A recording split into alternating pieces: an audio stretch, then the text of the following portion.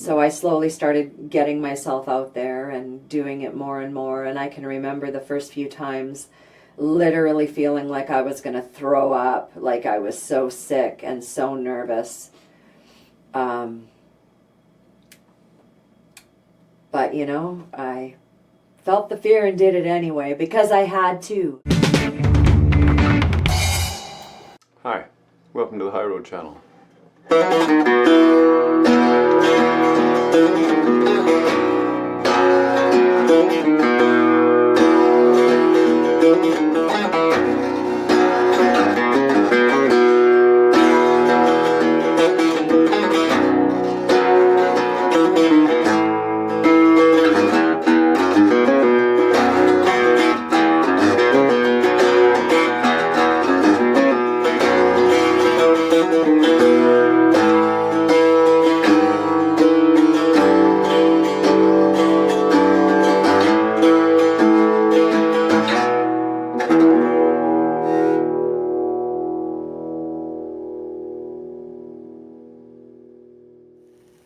This is our third year of marriage, right?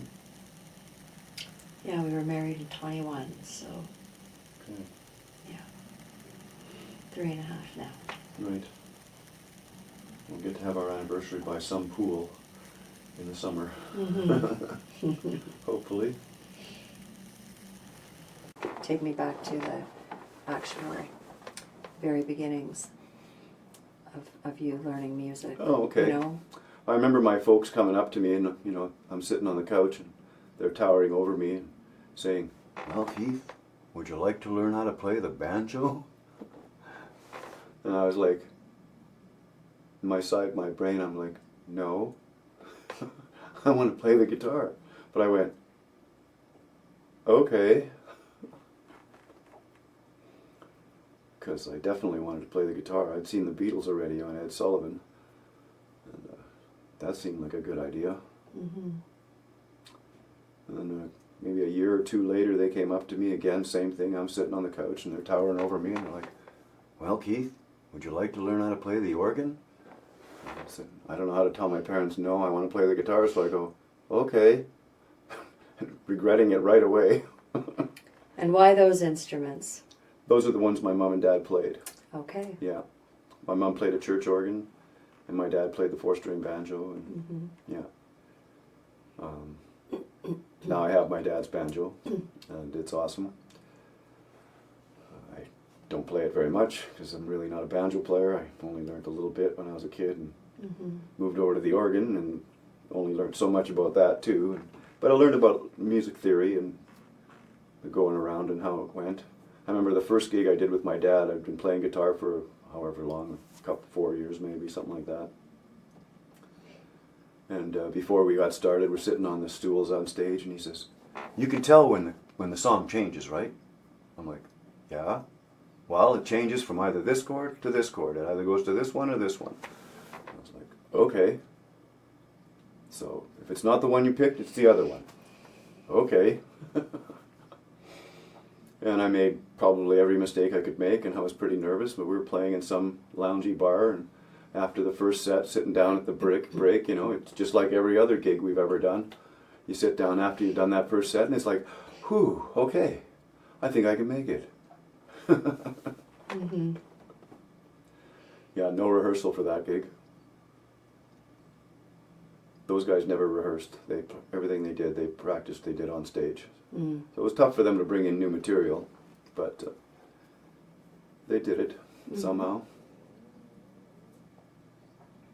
My dad had his own sort of lilt to whatever he played.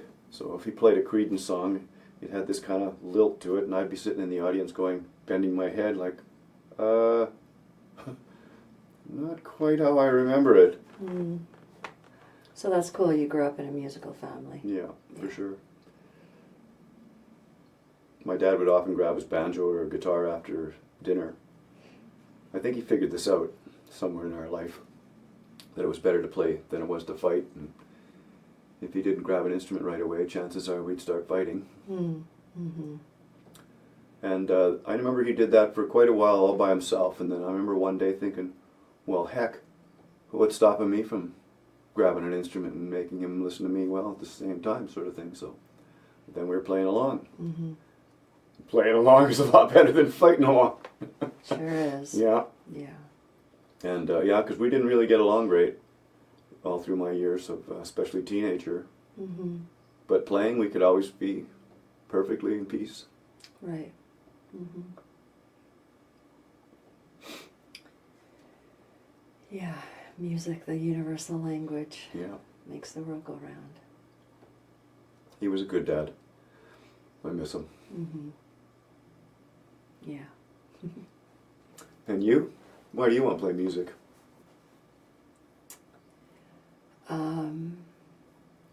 It's just something within me that drives me. It's like I don't have a choice almost. Ever since I was a young girl, I don't know how old, but it's the only thing I can remember ever wanting to do. It's been my dream since young, and it took me a long time to get there. I do remember taking voice lessons, as a child, as a young person, and being in some recitals through that.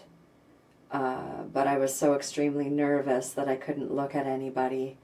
I just remember staring at the ceiling and singing. I'm sure my voice was quavering and scared. Some kind of scared authenticity, shitless. though. But I had to do it, even since then.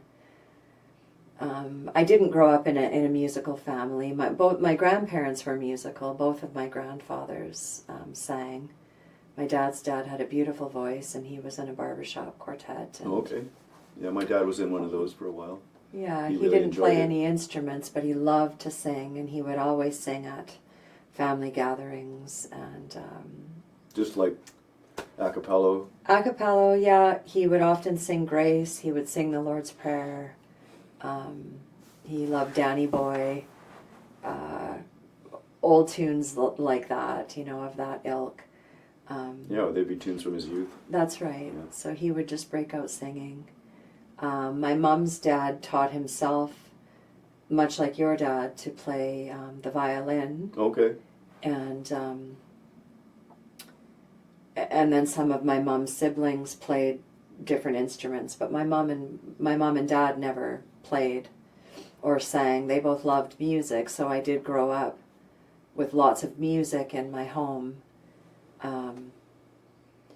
But when it came to me wanting to pursue that as a dream, I was told, at a pretty young age to give that up, that was never going to happen. I needed to, be realistic. I needed to go to school and get a job and, be in the real world, so to speak. I got told much the same. Mm-hmm. Yeah, I can remember my dad saying many times, and from his perspective, he was right. There was no money. You can't make any money in this. It's like you can play on the weekends and such, but Right. But we've grown up here in southern Manitoba, where that's exactly the truth. And had we grown up in L.A., that might have been a different story.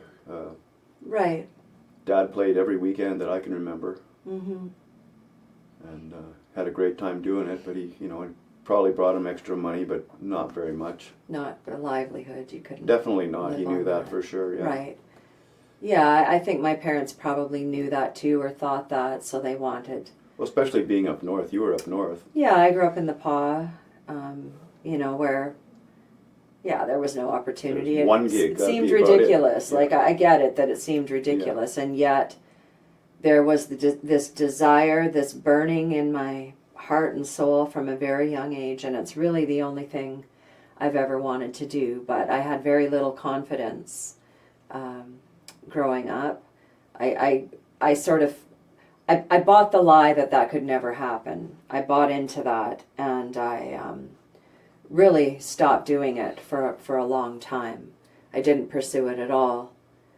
And it was at one point when I was living in Vancouver, I was close to 30. I was maybe 28, 29 years old. And, some things hadn't gone quite right in my life, and but I just recognized that I needed to sing, I'd been so shut down. And I literally felt like I was dying inside. My soul felt like it was dying. And I knew that I needed to find a way. I needed to do it. So I was scouring the papers looking for a vocal coach. I realized I needed to start training, and I needed to do that. So I found a beautiful woman out there. Her name was Deborah White, and she had been in bands. She had toured the country in different rock bands, and she took me on as a student, and she believed in me right from the get-go, and she took That's me. really important, eh? Yeah. Because you don't get that from your folks. My folks, I think, took it for granted that we were all talented, but big deal. Mm. And, but when someone believes in you, it's like, oh, then you kind of like, okay, maybe I can. I'll get on the horse. Right. I wasn't believing in myself, and I hadn't had anybody backing me, you know, often. Like, I mean, I always sang. I couldn't stop myself. I sang all the time to the point where I drove my friends crazy. Everything was a song to me. Someone would say something, anything, and it was a song, you know, it just... So I would start singing. I often was told to shut up, basically, because I would be singing at the dinner table, or I couldn't stop, you know. I was singing in my hairbrush in my bedroom and in the shower, and I had these huge dreams of, you know, being on the Grammys and being a star. Aww. I had those big dreams. So yeah, when I found Deborah, and she really believed in me, she wanted to sort of take me all the way. She felt like I had it all. The whole package was how she said it. And I went from, you know, she really helped me grow my voice. But I was with her for about a year or so, and then I moved. Love took me from the West Coast all the way out to the East Coast. And I pursued another vocal coach there, and I continued on with my training, and I slowly got brave enough. My then boyfriend was a musician, and he believed in me to a certain extent that he helped me. He got up with me at open mics and would kind of got you into would it. back me, because I've never really been a player. But that's My voice has always been my main instrument. That's a pretty critical audience, though. I would think the East Coast people. Where exactly was that? On PEI. Right. Yeah. And I met a lot of great people out there. I really felt part of a community. I fell in love with the East Coast. It just gets in your bones, you know. If you've been there, you just know what I'm talking about. It's so rich in culture and music and tradition, and such a slow, relaxed way of life. But yeah, it's in the air. It's like you're breathing it. But I was extremely still didn't have any confidence, and I was just overwhelmed by the musicality of almost everybody out there. Right. And very it was inspiring, and yet it was also, what's the word? It shut me down at the same time. How could I possibly fit into this? Exactly. Yeah, I just felt so not talented compared to all these people. That Well, really you are. The only difference was you weren't from the East Coast. So you were also a stranger. Yeah, I was a stranger trying to fit in, I suppose. And I did get on with a great bunch of people who were very welcoming, and, you know, who did support me, and so I slowly started getting myself out there and doing it more and more. And I can remember the first few times literally feeling like I was going to throw up, like I was so sick and so nervous. But, you know, I felt the fear and did it anyway, because I had to. It was that driving thing within me that wouldn't leave me alone. It kept me up at night. It was just, I had to do it. I get it. No matter what. And from there, you know, I was on the East Coast for a couple of years, and then I came back to my roots here to Manitoba. And again, it took me a while I ended up getting pregnant shortly after I was back here, and my life took a whole other Of course. turn. But again, I found myself feeling like a part of me was dying. I needed to find a way to express myself. I've just known that using my voice was a part of how God created me. I'm how I'm supposed to express myself. So at a certain point when my daughter was, I don't remember quite how old, maybe 5, 6, I just went on Kijiji and was like, okay, I just got to put myself out there. I got to find a band. I got to find somebody to play with. Somebody must be looking for a singer. So I found some guys that were looking for a singer, and we started playing together and formed a band, and we called ourselves the Wolfbirds. Right. And I remember seeing you guys. that was cool because we started writing some original music. I had been writing songs, but really didn't know how to develop them or do anything with them. And so these guys helped me along that path.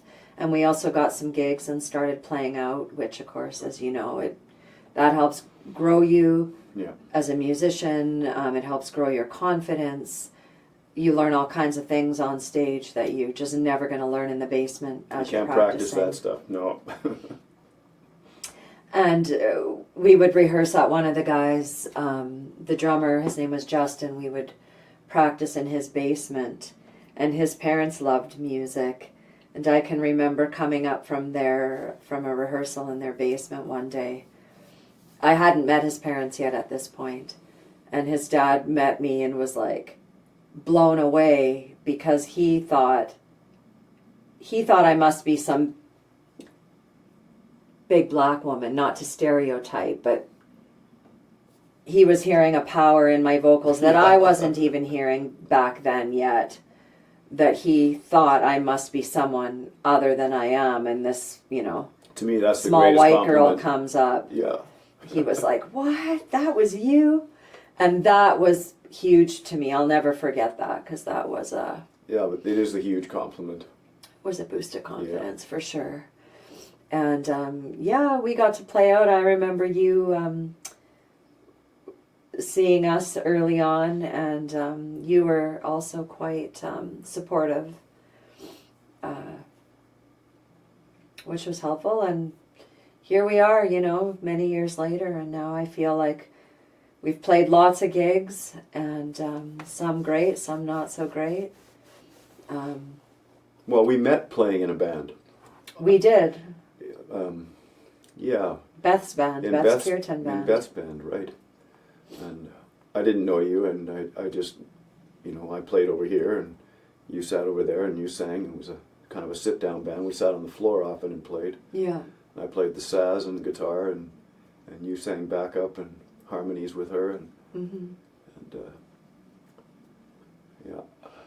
Well, and that was a thrill for me because, I was really into yoga and mantras and meditation and all of that, and I really got into the kirtan music, and I didn't know Beth, but How did you guys hook up? Well, through some mutual friends. Jason Andrich was one, and he hooked me up with Tracy McBride. Oh, okay. And both of them were good friends with Beth. So that's sort of how we got connected. And when I found out Beth was doing kirtan, like she was doing the live thing, I was really into it. I had recording, not of her, I was listening to it. And so I started going out to her live events because I had just fallen in love with it. I think the devotional aspect of the music. And and after going to a few and meeting her, and I think I would sit right in front and I would sing, and so she was hearing me, and we connected, and she invited me to... Yeah, I vaguely remember that at one gig you were sitting in the audience, or whatever you call it there. By the way, it was Beth Martins. Yeah. Just want to say her full name. Yes. And then next thing I knew, you were sitting on this side of the fence and singing And that's good because it took the pressure off of me. I could do more playing and less singing because I think it was just me, Beth, and one other person. I think Miriam was a part of it. might have been it. Then though she just played there was a fiddle. it was a small thing, Mm-hmm. and it required the help to sing back because it's a call and response Yeah. type of music. And so Beth would sing the first bit, and then you expected me to sing the second bit in a completely foreign language that I had no idea what I was singing Right. about or how to pronounce the stuff. Yeah. And so I would mostly remember it because the words would remind me of other words, and that's how I would remember what I was supposed to sing, you know. Mm-hmm. But in my mind, I'm singing, you know, about living on a boat or something because it had nothing to do with what we were singing about. It was just what reminded me of how the words shaped. Right. Sanskrit, yeah. Yeah. Oh, I loved it. Yeah, it was pretty cool. I loved singing that. Yeah, so that was a real thrill It was a for great me to opportunity. be asked to come on board. And yeah, and that's how we met. And I remember we'd pick you up sometimes, Ray and I, because you were a full-time biker at that time, a bicycler. Yeah. And I had a car, and we lived in the same neighborhood, as it turned out. So I remember being shit scared of having to meet you in the car. And it's like, it's okay if you sit over there and sing, but I don't want to meet you. right, I was a bit of an introvert at the time. yeah. So we slowly got to know each other a little bit, and then I think it was one night at Times. I was going to Times Changed a lot It was a blues back in jam, those probably, right? days. So were you? Yeah, it was a Yeah. Sunday night blues jam Yeah. with Big Dave McLean. And I had told myself this was part of my journey. Was trying to work up the courage to get up and sing at these blues jams. So I had told myself I was going that night. And as the day wore on, I was talking myself out of going. Yeah, I've It done must that. have been May. I think it was in May. Anyway, Yeah, it was nice evening rolled outside. around and I was just like, Leanne, you gotta go. I gave myself permission. I said, even if you don't get up and sing, you have to go and just be there. So I got on my bicycle and I rode down to Times that night and walked in, and you were there. And I remember you were completely surprised. You were like, what are you doing here? Not expecting to see me in a bar. Yeah, of because course. I was Yeah. this We sang in this yoga. devotional music thing. Yeah. Yeah, and we ended up hanging out all night, and neither one of us got up at the blues jam, but we had a great time. We talked and hung out all night, and I was probably there for the exact same reason. Like, yeah, maybe I'll get up there. But it's a bit of a thing. yeah, It's a thing in itself just to get on the list. If you're not there early enough, yeah, then all the wannabes have already got all signed up and there's no room. So yeah, I kind of got used to that. Sometimes Dave would be like, "Oh, Keith, I wish you'd have gotten here earlier. I'd have put you on the list." I'm like, "Dave, it's okay, man." mm-hmm, Because even for me, it was very nerve-wracking to get on stage with a bunch of people you've never played with before and somehow teach them the song in the middle of it. Blues is easy enough that everybody can just kind of jam along, you know. It has a certain format that the blues players are all basically into. But quite often I didn't have any blues songs. I just had songs I'd written, and there was like, okay. I mean, they're not that much different than blues songs, but enough so that everybody was like is hanging on the one and then waiting for the chord change. And, you know, like my dad said, it's either one or the other, but the chances are they'd all pick the other. And it's going off in a different direction. yeah, it was Yeah. nervy for me.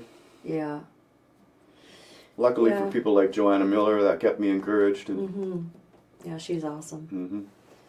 Yeah, so had many fun nights at times, and I'd like to say I did eventually get the courage to get up and sing at a couple of those blues jams. Anyway, I'm pretty sure you and I got up together at one or two of them. I'm pretty sure that first band I was with Wolfbirds, we went Right? and got up as a band at least once, maybe a couple of Okay. times. So I did do that. But that was when our relationship really started that night at Times, because we rode our bicycles home together. You had also ridden your Mhm. bike, and I came back to your place, and You were we riding that awesome 50s recreation bike. I was Flyer, just like, oh, yeah. you looked so gorgeous on it. yeah, it was a beautiful spring night, I remember, and we rode back, and we continued hanging out that evening, and that was kind of the start of it all for you and I. And yeah, like we said, we've been married 3.5 years now, but basically we've been together since 2011. Wow. Okay. With a few stops and starts along the way.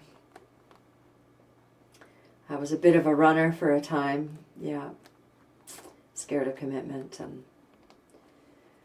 Well, scared of this old guy, I wouldn't be a bit surprised. Maybe, yeah. There were triggers, and I had the mentality for a long time too. I think the grass is always greener somewhere else. I didn't want to get tied down into any one thing. Definitely. I can recall that seeming like that. Mm-hmm. Yeah, but super grateful that you stuck it out, and yeah, me we're too. still waiting for me when I'm gonna say came to my senses.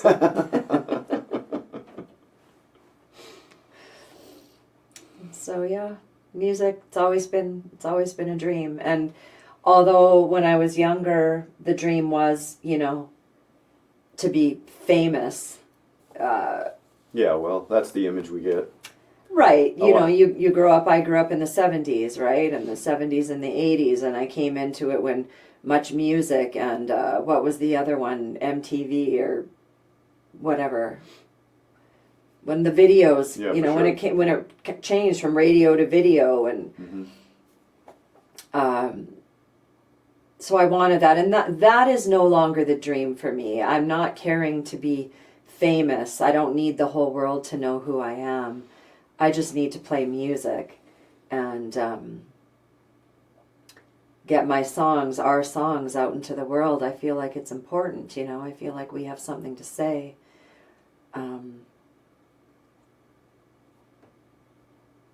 And it would be wonderful to make a living doing what we feel like we've been created to do. I know both of us have worked a lot of shit jobs in our lives, and I've worked 2 and 3 jobs at a time, trying to make ends meet, and have always just sort of lived paycheck to paycheck and on the edge, and have had people try to push me into different careers, or why don't you get a government job with the benefits and all this, and it was always just like it's never felt right to me. It's been a bit of a you could feel your heart almost crack in two having to do that. So yeah, it'd be amazing to just earn a living and be able to keep doing what we're doing and make records. And we're still trying to get our first record made, and it feels like it's taking a long time because we're doing most of it on our own, but we're getting closer. Yeah, and we're getting some help, so that's good. Mm-hmm. Yeah. And we've grown, I think, as people and as musicians, so everything in its right timing. Why don't we just take a little break? Okay.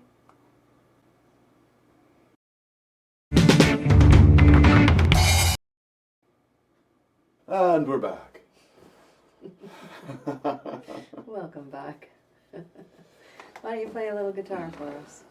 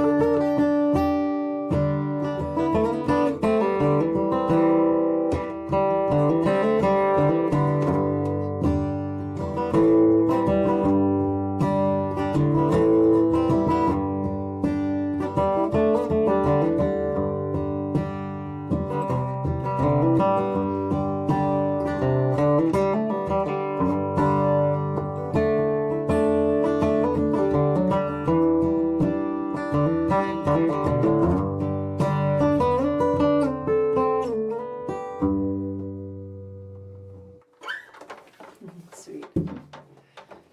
So, let's talk about your musical influences for a bit, because, Well, I've had a few. course, when I started, I just wanted to be a Beatle, not realizing they didn't need a new guitar player. Yeah, I remember thinking all we ever needed to do to get famous was to just play on our garage roof or something. That'd probably do it. It certainly did numbers for the Beatles, but that was at the end of their career, not at the beginning of their career. Mm-hmm. There's a lot of things about music, and the music business I have no clue about, of course.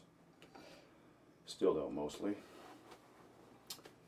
Interesting to watch it as it's changed over the years. From 8 tracks to LPs to CDs. Cassettes. To what? Cassettes. Cassettes, right, they were in there. They were before CDs. Yeah, probably more cassettes than I had LPs. Had a lot of LPs. All that's gone to the wayside now. I don't need them. Digital. All digital, yeah. I've got a huge digital collection because I've started studying all kinds of music. One thing lead to another. I always kind of wanted to search out who the people I liked, what did they like, because they were always older than me and their musical influences weren't the same as mine. And if I wanted to be anything like them, I kind of needed to know what they learned or where they learned it from. And the Stones, well, they taught us about the blues. The Beatles taught us about the skiffle, and all that led to awesome country music, from early country music. Hank Williams learned from a shoeshine boy, I think, and other people like in his past. And Elvis learned from gospel and the gospel church and the blues. Right. Mm-hmm. And all that's important influences, and you start to realize all your songs and all pop songs are based on that. And without that, you pull a link out and the whole thing disappears. I like some heavy music too, and again, if you take out a couple of links, then that heavy music just never existed. And the sound of beautiful raunched out guitar came because guy couldn't be heard in the orchestra, so he had to crank it up in order to get heard, and that made his guitar sound more grungy and distorted. And some young guy got a hold of that and went, "Hey, we can start a whole new form of music on that," without even thinking or trying. Usually we're just trying to play somebody else's music, and we invent something new because of whatever piece of technology or our youthful and vigorous have to play faster and harder and whatever it is that we're bringing to the party. And it's kind of, you can see the progression of music, how it's all just kind of come along almost accidentally, from one thing to another. I think my musical tastes have done the same thing. I learned from a bunch of bluegrass players, and I've learned from a lot of rock players. And I was crazy about the Stones throughout the 80s and the 90s.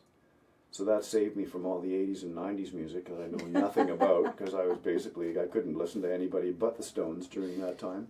Okay. Not that they were all super great at that time. Most of their greatest stuff happened before that, but that left me with, 10 or 15 records that I could play over and over again. And that took 20 years at least to get through and learn everything I could from it. And I love playing the electric guitar.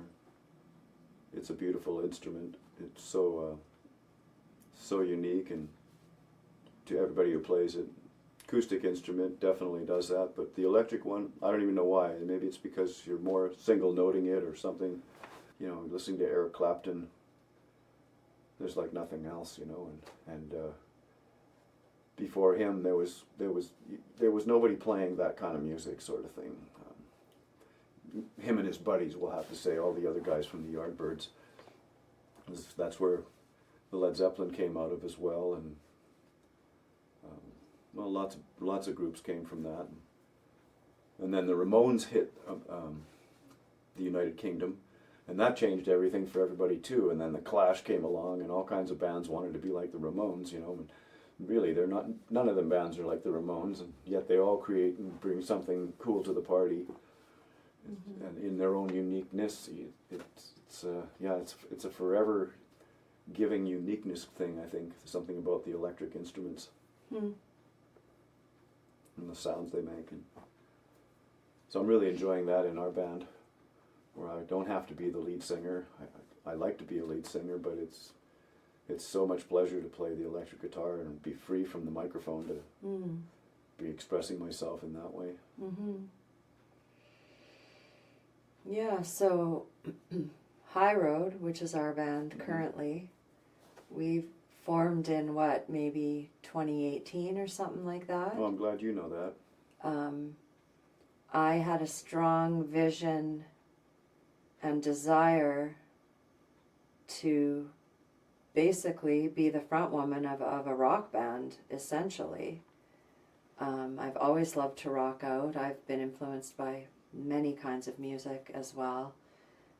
Jazz, Ella Fitzgerald and Nina Simone, Billie Holiday, Coco Taylor, all those greats. Yeah. But a lot of my, growing up, we listened to all kinds of music in my household. My dad had quite an eclectic taste, so I grew up listening to everything, all kinds of stuff. Elvis and the Stones and you name it. So I had this vision and this desire to... Well, interesting, because right around the same time, 2018, I suppose it was then too, I was thinking to myself how cool it would be to play in a kind of a heavy rock band, but still play stuff from the 70s and some earlier stuff maybe, and be able to play with a woman who could be the lead singer. No, I don't think you've ever shared that with me. Yeah, and could sing like Led Zeppelin stuff, and even Robert Plant can sing that stuff like he once did. Well, no one can. I think they grow older, Yeah. Very few men have ever been able to pull off that stuff, or even AC/DC stuff. It's like, it's tricky stuff, and when you hear somebody that can do it, it's special. Like, those guys had high voices, and however they pulled that all off, they pulled it all off, and it was fantastic, and it really created a thing. And if you're going to sing lower, like you're going to sing like this, well, that's just not going to be the same kind of rock and roll. And which should be fairly easy for a woman with a normal mid-range voice even to be able to hit those notes. And I had no idea that was exactly what we were going to come up with. But I remember thinking that and wondering how we could find somebody who could do that, and here it is. It's you. And yeah, it's great playing Zeppelin with you. Yeah, it's a lot of fun. We could do a whole Zeppelin set as far as I'm concerned. It would just be a blast. Yeah. Well, it's pretty fun playing our original music. Yeah, absolutely. Too. Yeah. And that's really how this started, because I had a bunch of songs, but again, really, they weren't developed. They were the base of the songs were there, the melody, the lyrics. Which is a lot of the song. For some of them, I had other parts. I could hear the bass line. I could hear different things. But again, not being a player, difficult to formulate it and get it out there. And you were very instrumental and helpful with me. It was a big stretch in trust for me to be able to get out of my head, or try to get out of my head what was there, and share it with you in such a way that you could then put it to the guitar and bring it to life. And somehow I feel like we've been a good team that way. It sure hasn't always been easy. It's a very vulnerable place to be, and it's been a struggle for me at times, as you know. I never even gave it a second thought. I was just like, well, just sing the thing and I'll figure out what the chords are. What's so hard about that? Yeah. But you're coming from a song that has, it's just, in a sense, the melody's floating there in your mind, and so I get it. Somehow it has to come out, and now it's floating out there in space. And I know for my own self, songs I've written, most of them started off as mumbles. There's no way I could be performing it like that, because no one would hear what I was saying. And the melody hasn't reached its place yet. It's just kind of in a sense. Well, it's been an interesting development with a lot of our songs, because how they originally came out or through me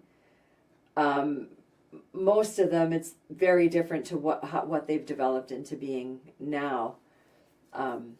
You know, and Okay. even through our development phase, we started off with some songs, whatever, being like a slow reggae or a slower rock and roll, and then they developed into something much faster, or the reggae turned into rock, or the rock turned into reggae, Right, or right. bossa nova, or something else. At a certain point, the song seems to dictate to you, to us, actually what it wants to be expressed as. And then And at I certain- find that fascinating. And then at a certain point, it's kind of like written in stone. Like You now can't- it's definitely too slow. Or Right, yeah, yeah. yeah, weird, eh? And then it becomes a struggle almost to make it fresh and new again every time, because for me, it can get very It's locked got in. a place. Yeah, that's We've right. had to work Yeah. at that as well. But Yeah. so I know this really got started in 2018, and we started off with a couple of different players. Interesting that we sort of started off with Edgar playing bass for us, and we had a different drummer. Right. Okay. You know, when we were really first starting, and we were using Edgar's studio space on top of the old Goodwill Club in that building. And then Marty came on board, someone that you'd worked with quite a bit in the past in different formations, and he'd worked with us and Beth a little bit too, so we all Correct. knew each other, and we'd Yeah. done little bits of things together in the past. I remember you said you wanted to make a kind of a rock reggae sound. Yeah. I immediately thought of Marty. It took a while to get him to come to the party, but it was immediate for me going, okay, I know the guy. He's the guy. I don't know how we'll get him, because, I'm sure he's busy. Right. He's so good. Because he's so good. He's so good. Yeah, but we've been blessed to have him all this time, and and then we got Brian on board, who you played with in many bands over the years. You guys go way, way back. And the reason why he came on was we were just all jamming, right? That's right. We invited him to come over and jam, and that's basically what we started off as. I think you had some songs I had some that we songs. were ready to try with other people, anyhow. But we did a lot of jamming. Well, we still do, but maybe less so now. We've been busy, focused on, Yeah, you know, get the 3 sets getting together. the 3 sets together and getting the record, going and everything. But that's really what inspired Brian to come on board, was the jamming and just the songs that ended up coming through just fresh off the floor, because we were just jamming and noodling around. And Yeah, like Worms. Like Worms, yeah. I remember us being blown away. We were having a good little wanker session, and for sure, and you just joined in and with the lyrics and about the worms dripping from the trees. It was just so current, so It was everybody knew happening, exactly. and It's so- nightmare. Like, so, yeah, people can go to our website, highroad.live, right now, and you can enter your email and get 5 free jam songs. So these are songs that, haven't been released anywhere else, probably never will be. And they're spontaneous, live, raw, just off the floor, these jam songs that turned into songs. So it's pretty cool. You can access those now. They're pretty cool. Worms is one of them. But anyway, and then we were starting to play out a little bit. We were doing some open jams and things like that. We might have played at the Windsor even. I seem to have a memory of us being at the Windsor. They used to have a Right. blues night or an open jam I night think or we something. did do that actually, maybe more than once. In the Legion. Yeah, we did some. Tim Butler with, was with doing Tim the Butler, and we hosting were that, XQs with Deborah Lynn. right? We did a few things like that, and then 2019 hit, and my life took a huge turn, and the band ended up taking a back seat. I sort of had to walk away from music for a while as my life sort of got flipped upside down and I had to work some things out. And then COVID hit. 2020 and COVID hits. And by then we had the band back together. I realized that we needed to keep moving forward. My job ended. And Right, COVID hit. Yeah. And so there were no gigs and there was nothing happening, but we kept playing. Yeah. We were still living at Andy's, where we had the swimming pool. We were sneaking the boys through the back lane and into the garage and into the house just in case the neighbors were going to rat us out. Playing in headphone lands, so we were quiet, Right, so nobody with electric would. drums. Yeah, we had the electric drums going, and we just played and we kept jamming. And well, maybe we should play it. One of our songs now that we're playing a lot is called "Lies," and that was also a jam song. Right. That okay. came through in a jam. Yeah, see if it'll just play. And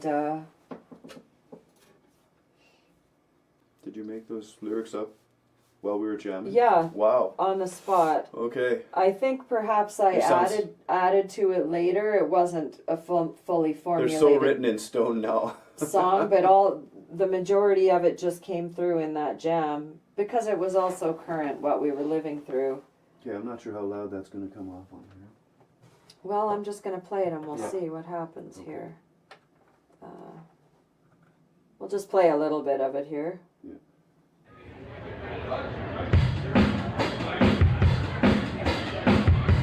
This was from a live gig we did in the summer.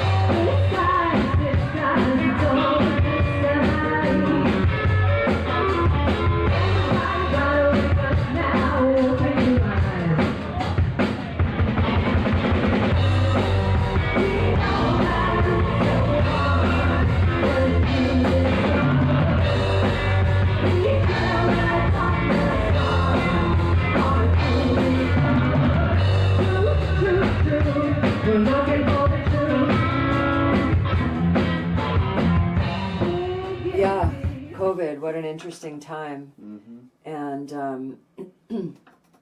I remember right off the hop that you were watching these guys talking on television and you weren't buying any of their stuff. And it kind of amazed me because I'm usually the first guy to go, wait a minute, these people are full of shit. And I wasn't. You were. mm-hmm. Not that it's a competition or anything, but I remember thinking, okay, I'll look a little deeper, and then looked a little deeper and found to be whatever you said was what they were talking about was the exact opposite. And I looked a little deeper again and found out even more that most of that was bullshit. Yeah. And couldn't believe that everybody was falling for it. Yeah, man, we really struggled with that. I lost friends over it because I was being, fairly vocal on the social media about basically, don't fall for these lies, man. This isn't good. These shots aren't good. That's not what they're saying they are. And all these years later, and now the evidence is out and it's proven to be true. And I mean, literally millions of people have died, I'm going to say, from these shots. And of course, there's no direct link. But the numbers of unexplained deaths since this happened, it's astronomical. And and you saw that coming from the get-go. Well, it wasn't me. There were doctors and nurses and scientists, I'm going to say the real scientists that were talking about this back then, saying that this is what was going to happen. And now we're living through it. Yeah. We're living through the aftermath, and it's still a very touchy subject. Completely heartbreaking, and it's still a very touchy subject. And I mean, that's how, what are we going to call it, cognitive dissonance or brainwashing, propaganda. I mean, that's how it works. It's psychological warfare, and it's been going on for a very long time, and it's deep. I'm grateful that, that we saw through it and we didn't fall for it. And of course, not everybody was harmed by the shots. Lots of people didn't die, but I mean, it's still playing out. Yeah. So yeah, we're not really on board with the government shenanigans, with big pharma, with the food Mainstream industry, media. with mainstream media, with Hollywood, with all of it. Man, it's a bunch of shit and a bunch of propaganda and lies meant to just turn us into a bunch of mindless, sick, unhealthy, stupid people that don't have a brain, can't think for ourselves. I remember seeing this movie back in the day. That's what it seems Right, like. we're living through it. George Orwell's 1984, and things people have predicted from long time ago now. We're literally living in those days. So, yeah, we're grateful that our whole band was on the same page. None of us took the shot. I haven't taken any of them, never will. Yeah. You could have got me definitely disinterested. Need my DNA messed with. That's right. And really, I can't even take the credit because, God showed up for me in 2019 and literally flipped my world upside down and pulled me out of the life that I was living and revealed a lot of truth to me. And I didn't know it then, but God gave me a vision in the summer of 2019 and showed me how, the world is so deceived. We have a real enemy, who's deceived the whole world. And God gave me a picture of that and showed me very clearly, led me to the scripture. The enemy comes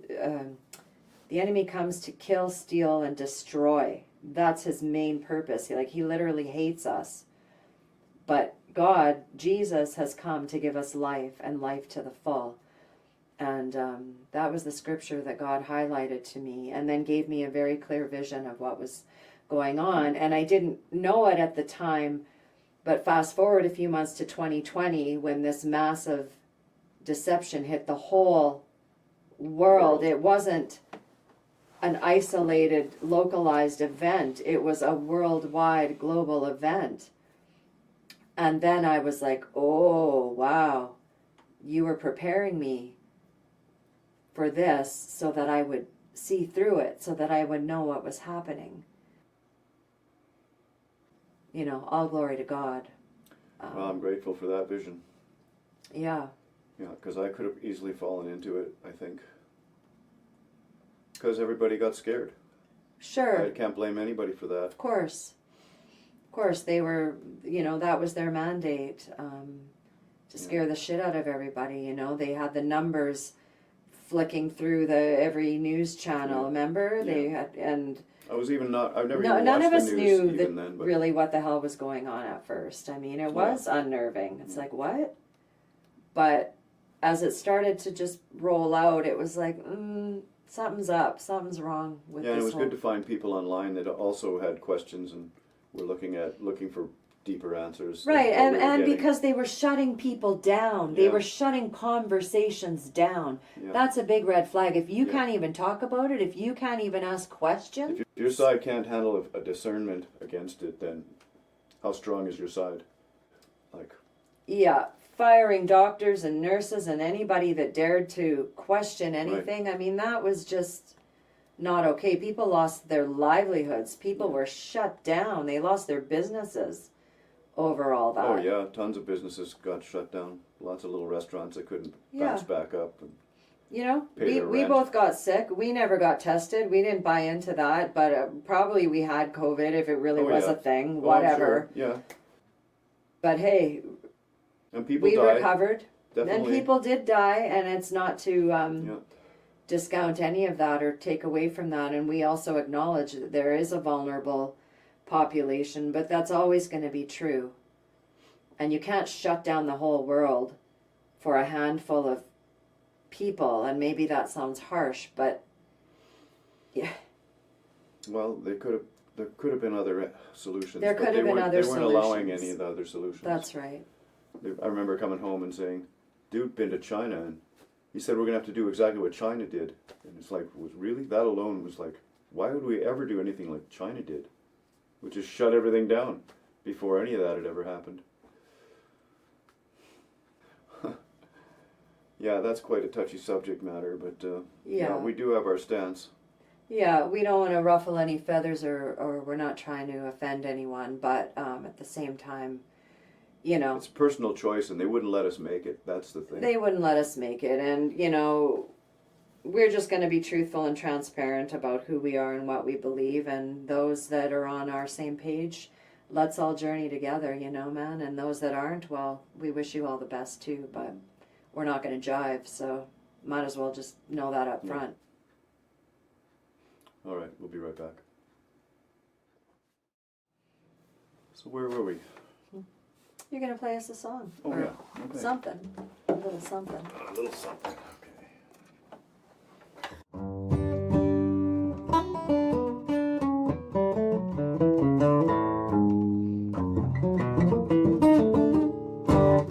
Maybe not that.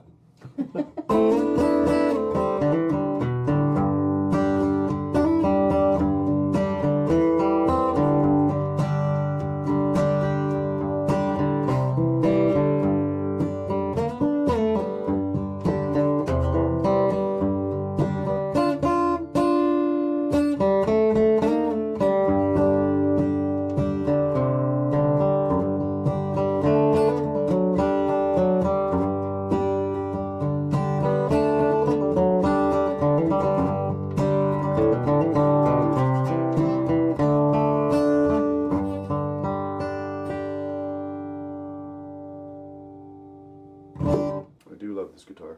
Mm-hmm. How long you had that one? Since 1990.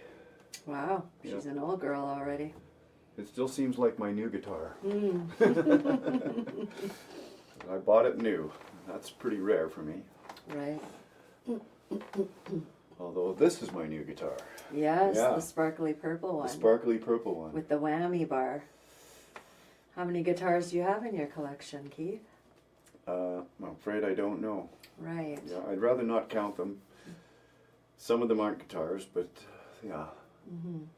I have Stringed a lot. instruments. Yeah. Yeah. Yeah. Some you were given. Some Yeah, you a lot of them I've purchased, been given actually. One you made. This one's from Wally.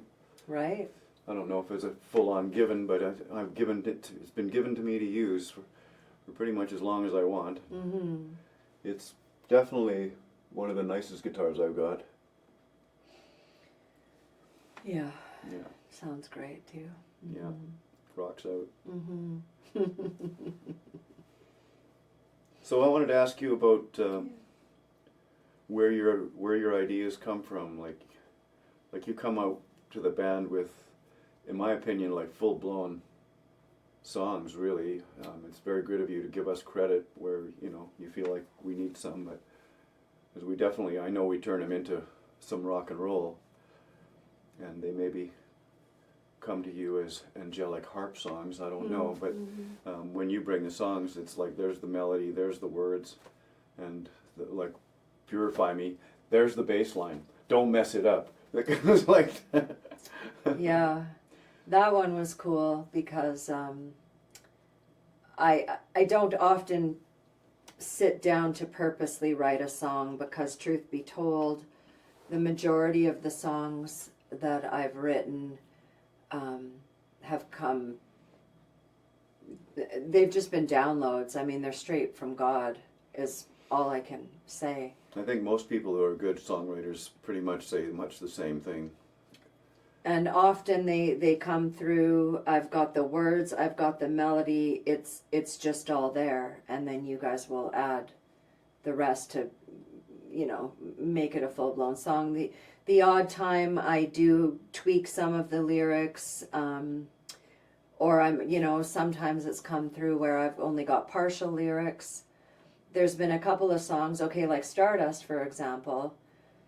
I woke up in the middle of the night with the chorus to that song. That's all I had. It was just playing over and over again in my head. So I wrote it down. I think it was months before I had anything else, any other words to that song. There's been a couple other songs like that where I've had partial songs, and then months later, the rest of the song comes through. Or I've had almost a full song but no bridge, and then same thing, I'll wake up in the morning and there's the bridge. It's been given to me. And all I'm doing is grabbing it, I guess, and taking the pen and writing it down. Yeah. Or with the phones nowadays, often what I'll do is I'll use my voice recorder on the phone and I'll sing it so that I don't forget it, because I've lost more songs actually than I've written, because I agree. Yeah, I know what you mean. they come through, you don't have anything to write them down or record them. You're like, oh, I'll remember that for sure. Yeah, right. It's gone. So I have to say mostly it's God. There have been very few times that I've sat down. I used to try way harder when I was younger to write songs. Well, it's kind of something you need None of them were any good. It's something you need to practice. You sure do. But all you can really kind of pull off is being ready. Yeah, and there is something to be said about the skill set of writing and learning how to write and craft your songs that way. And I know there's many different approaches to that. But if it ends up being just crafty, it's kind of obvious too. Right. It's not the same. Yeah, and I'm certainly not a prolific. I'm not a prolific songwriter. I'm not like some people that are just churning out song after song after song, like on a daily basis almost. That's but for me, they, like I said, they come through as downloads. This one particular day, I did sit down purposefully to write a song. I wanted a new song. And so I'm playing around, I'm writing some lyrics. I remember I think I maybe had 2 verses, and I shared it with you, and you being you and being honest, you basically told me that it wasn't any good. And I trust you because you've been at this a lot longer than I have. Yeah, what do I know? Well, I knew enough that I knew when I looked at it, I knew it was crap, actually. So I put it all away and I just prayed, actually, and I said, okay, Lord, I want a new song. I need a new song, but I want the song that you want me to sing. So you need to give it to me. And, the day carried on. I went to bed that night, and almost no sooner had I lied down, Purify Me was in my head. That's such a good song. And it was the first, I got it verse by verse, literally. I got the first verse. I didn't even have a pen and paper beside the bed. It was over there by where our chairs were. I had to get up and go get it. I got up, I went and wrote that part down, then I came back to bed. And then no sooner, then there was the next part. So I think I did that a couple times and then was like, just take the pen and paper to bed with you. What are you doing? Bring it closer. And the bass line was there. It was clear as a bell. I could just hear it clear as a bell. And that night, within, I don't know, it didn't take very long. Basically, Holy Spirit wrote that song and gave it to me. I get it. And the whole song was there, and I don't know if it was the next day that we got together for a band practice or a couple days later, and I was like, you guys, here you go, boom, it's done. We've just... Yeah. I remember doing much the same thing. It was late at night, and I was praying basically in myself and just asking God, like, okay, Lyle Levitt's asleep right now. Johnny Cash doesn't know anything about this. Let me have the next one. Because he's going to give it to somebody.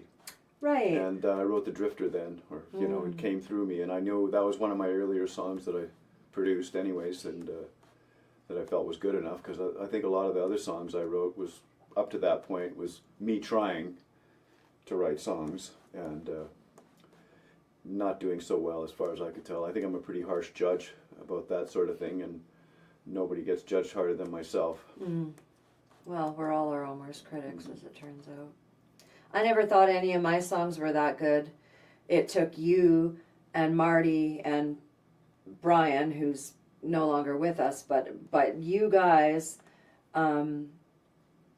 believing in me and believing in the songs and believing them enough to invest so much time and energy to craft them and make them what they are now was huge. And because I don't consider myself a songwriter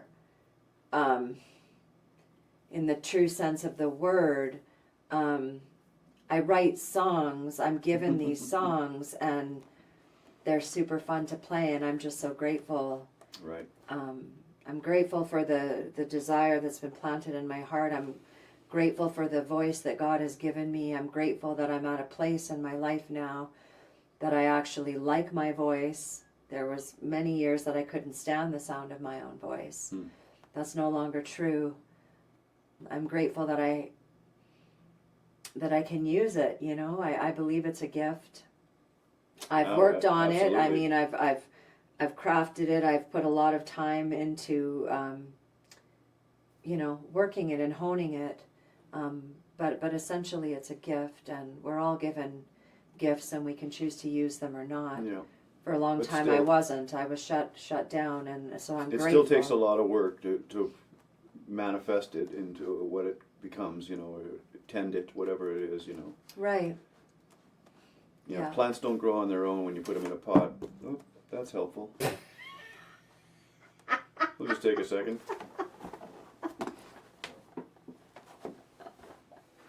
Fix that. Okay. Uh-huh.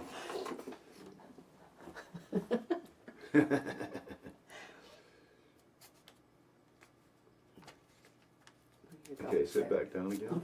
Okay. And hopefully it'll stick. We're almost done here, but Yeah. it might be another 10 minutes or so. Yeah. It's not sticking. No, where'd you put the tape? In the drawer. Top drawer. That one, yeah. Yeah. That piece of tape will totally help. Good enough.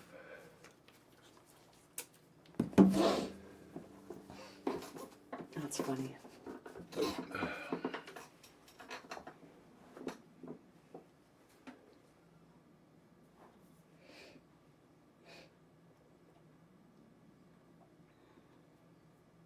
All right, we'll go with that. Okay.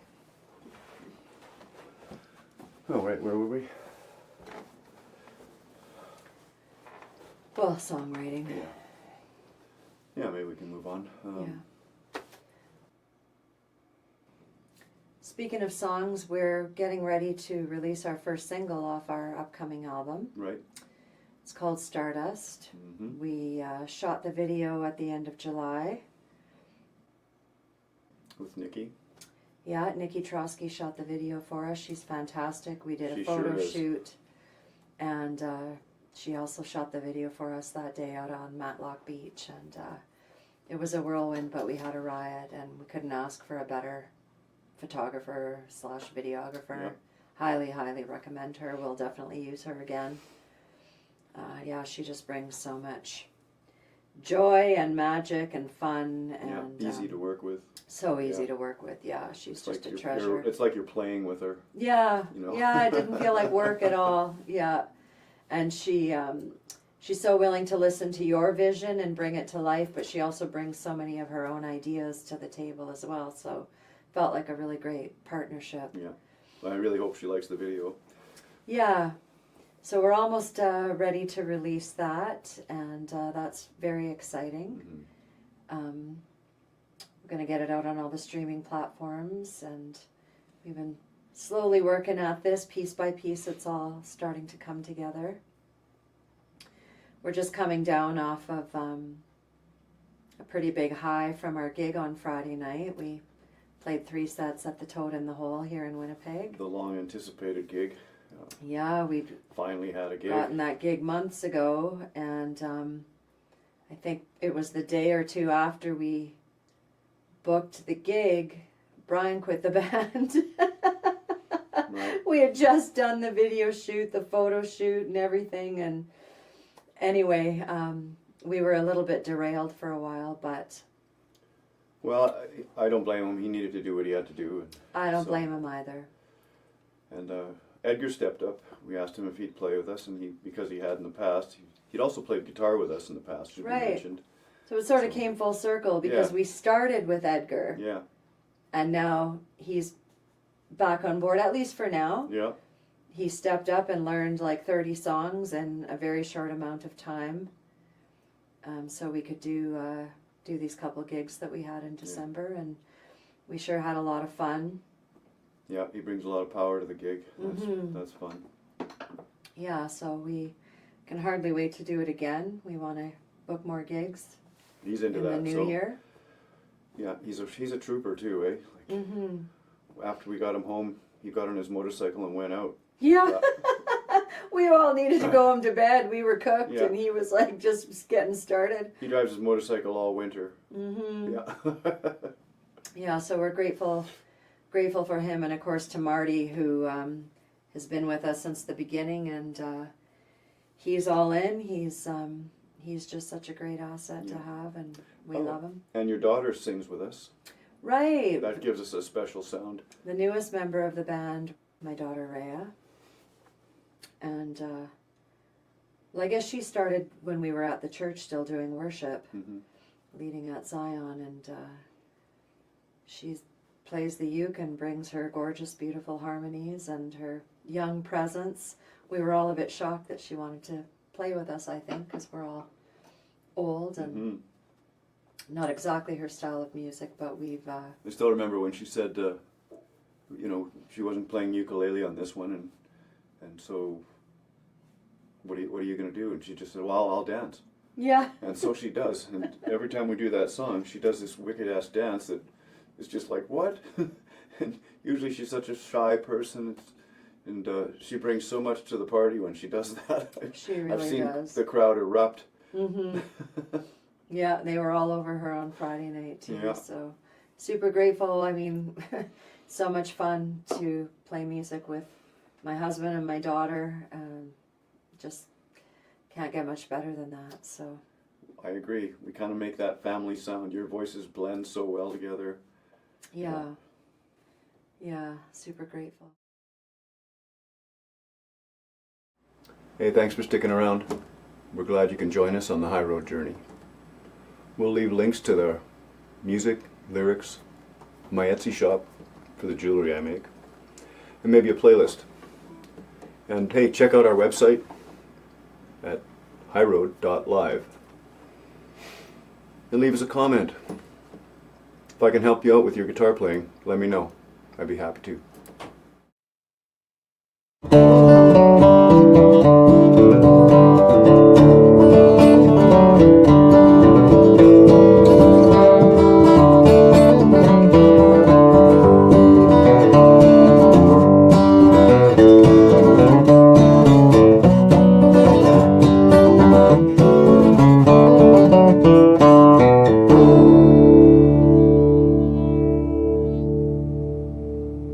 Cheers.